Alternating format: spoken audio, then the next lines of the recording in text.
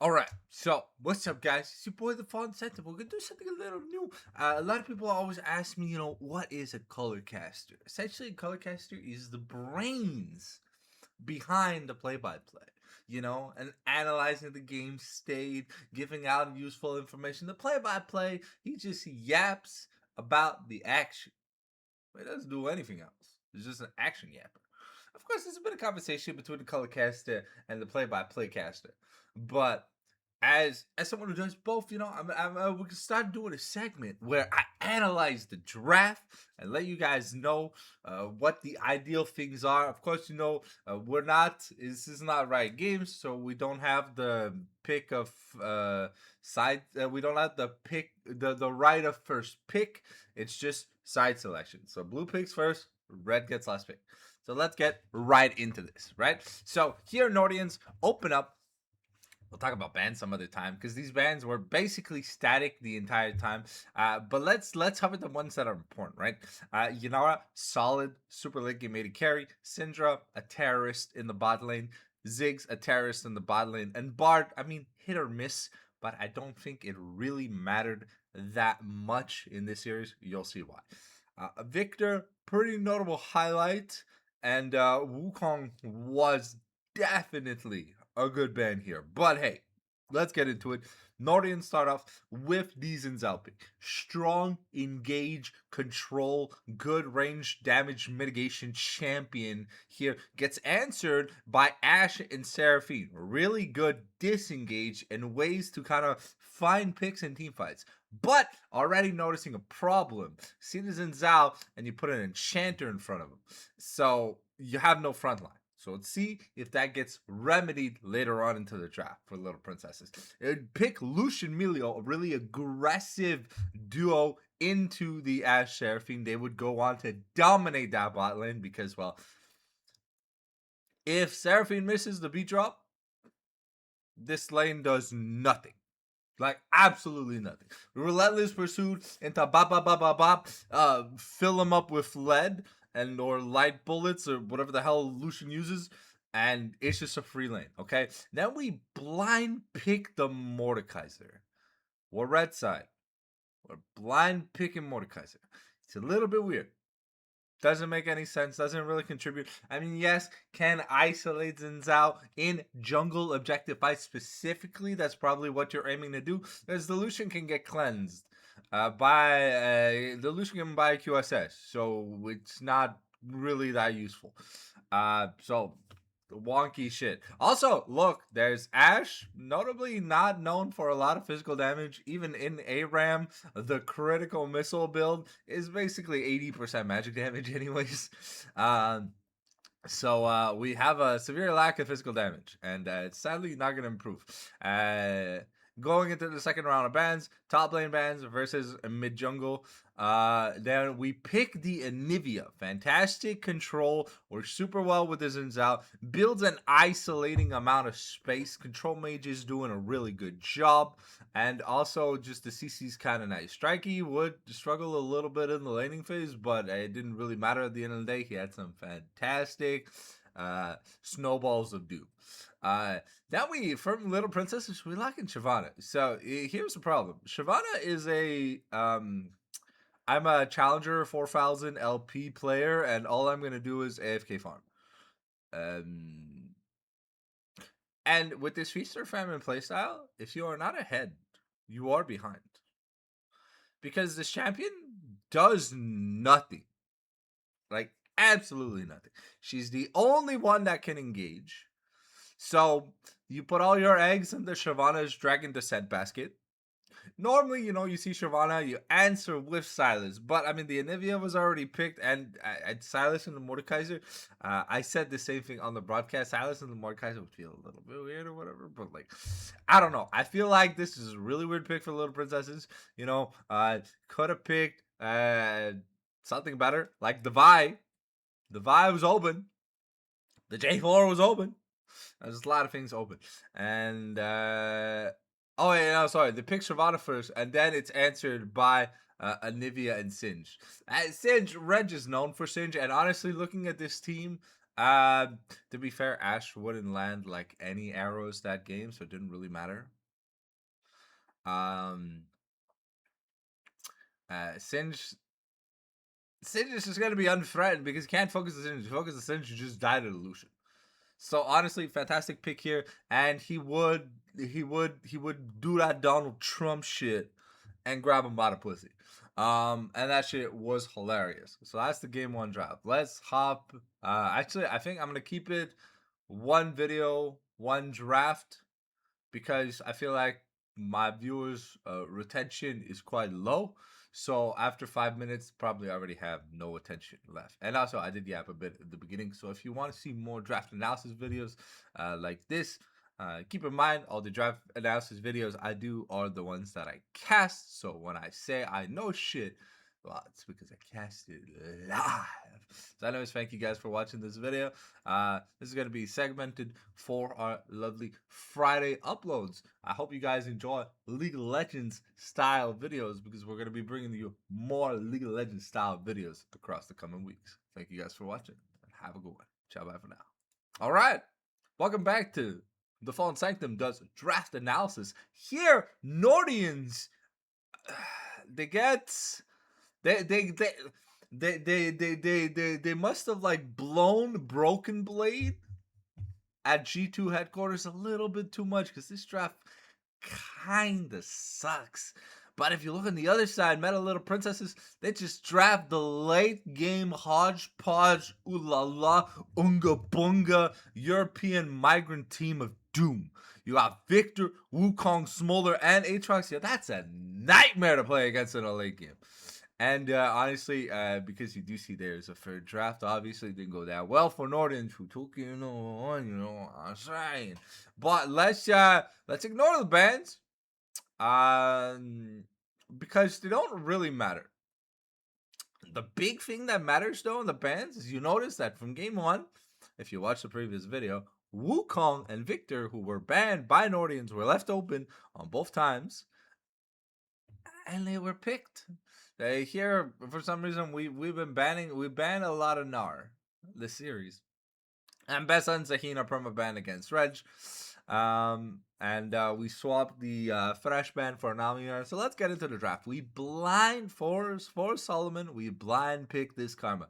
Honestly, champion was really the performance on the Karma was really lackluster. And while Karma is a super safe, super fun enchanter to play and stuff, you can't be playing it like a Rel or an Alistar. You're not an engaged champion. So it pairs really well with the likes of Jhin and Ezreal specifically. I don't really like it here with the Varus because like it doesn't really peel that well versus the likes of an engaged support. Like I could probably peel well versus the likes of a Rakan.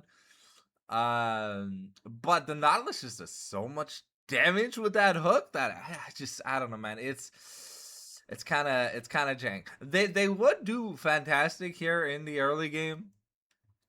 You hear my quote, but then it gets answered by Victor and Wukong. Now, initially thinking, because I'm a competitive build, I'm thinking this is Varus 80 carry.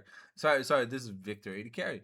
Why? Because we've seen a lot of Victor 80 carry, a lot of Syndra 80 carry, a lot of Ziggs 80 carry, a lot of Mel 80 carry, a lot of Vel'Koz 80 carry, okay? A lot of Silas 80 carry, for fuck's sakes. It is kind of crazy, but just a fantastic late game pick. Just does super well, has insane wave clear, and the Wukong would be the catalyst to this draft because you see two mobile champions in the bot lane. Wukong, you spin me right round, baby, right round. When it go to town, I'll take you downtown. And essentially, that's what Wukong would do this game. He went schizo mode on it, doing tricks on it, doing backflips on it, and on it by meaning Varus. Yo, bro, he would find Altacore at every point in the game, which was kind of crazy, low key. And then we answer with Varus Skarner. Now, I don't like Skarner into Wukong specifically. I feel because you are like, if you ever grab the Wukong and the Wukong doesn't die, because the Wukong's decently tanky when he's in combat, right? it just feels like you're giving your AD carry a way to get killed off. So I don't know. I'm not a fan here. The answer with Nautilus on support. I feel like Nautilus is pretty good into the karma here. Had Little Princess had a pretty bad early game, but yo, they came back so hard. It was kind of crazy. And then second round of bans, four top lane bans right away, insta lock. And then we insta lock the Aatrox because it's like you see the immobile 80 carry. You see the immobile 80 carry, and then you just go to town. The second he gets hit by a single skill shot, he is so dead. He is deader than dead. He is the Dedge inside. And yeah, we finish off with Hui Kled. So Kled, our only engage tool. Yeah, Reg would not have a good game. Strikey had a phenomenal game, but I mean, Alticore played getting cut simulator, so yeah, it didn't really matter. And this Smolder here from Dash Money, ooh, it sucked early, but I mean, it's Smolder, so collector.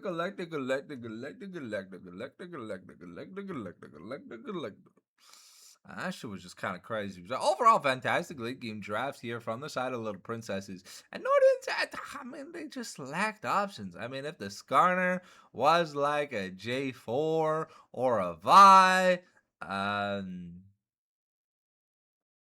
honestly, maybe even like a Nefiri, and then you have a proper engaged top. I don't know, man. It's honestly, I would have loved to see like an Olaf here. I feel like an Olaf could have. That was a lot of damage here from the side of the Little Princesses. But when you have the karma, the Ochanter combo is kind of nasty. But anyways, hopefully you guys enjoyed this draft analysis for game number 2. We'll see you guys on the flip side. I'll see y'all for draft number 3.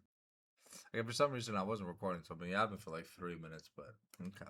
So anyways, here you got the classic Wombo combo style draft versus the Zeri on the OnlyFans casting couch. You've got like 4 Peruvian sausages and a Zeri. So it's like it wasn't gonna go that well unless Nordians played perfectly, and unfortunately they didn't.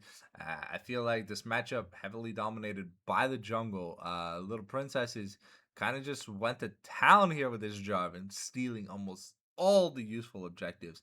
And Bobby, while Bobby found some good engages and stuff, it's just like they just sometimes the audience they just sat in the bullet time, and that was kind of crazy. But yeah, so let's begin the draft. Yeah, first pick J4, fantastic engage, good damage, answered by Poppy Zeri. Now, Poppy Zeri a little bit interesting because you don't normally show your hand on a hyper carry this quickly, and I don't know why we picked Poppy early. We could have picked Zeri Lulu. I think one of the big problems here is that the Zeri had no defenses. She had engage and some peel, but she had like no survivability buff. And I think there would have been times where Enchanter over Leona could have done so much more. So it's just a little bit weird to see the Zeri here. So the answer with MF Bard. Honestly, MF Bard, one of my least favorite Wombo stylers. Because yes, you have the Cosmic Binding to set up for the bullet time, but the Tempered Fate kind of like just fucks it up. The answer with Leona, and I'll be honest, like Leona and the Bard, yes, you can like stun him out of the magical journey. Because if you get stunned, you get kicked out of the magical journey or whatever. So like it's fine. Um, but I I really would have liked maybe a Lulu more, but I don't know. Maybe they didn't like that Melio game, even though in that Melio game in game 1, Solomon went like Allahu snack bar, like he went schizo on it. Now second round of bans, the Ambessa and the Orn ban get dropped in favor of Swain and Galio. Naran Zahin still permabanned. And then we lock in the Orn. Now, Reg, I mean, he did pretty good holding the line against the Gwen. That was answered, and the Aesol wasn't that bad. I mean, to be fair though, they ganked Strikey like 150 million times on the Zeref, which was a little bit jank attack. But I mean, to be fair, it worked out at the end of the day. The Zeref, while it did okay damage, it's still a Zeref into a team that's running you down, and it's a stationary mage, so it's not really that much of a fun time. So hopefully y'all enjoy the Game 3 draft. I'm gonna go edit these into one super draft video for y'all, and we'll see you guys Friday. Thank you guys for watching, and ciao bye for now.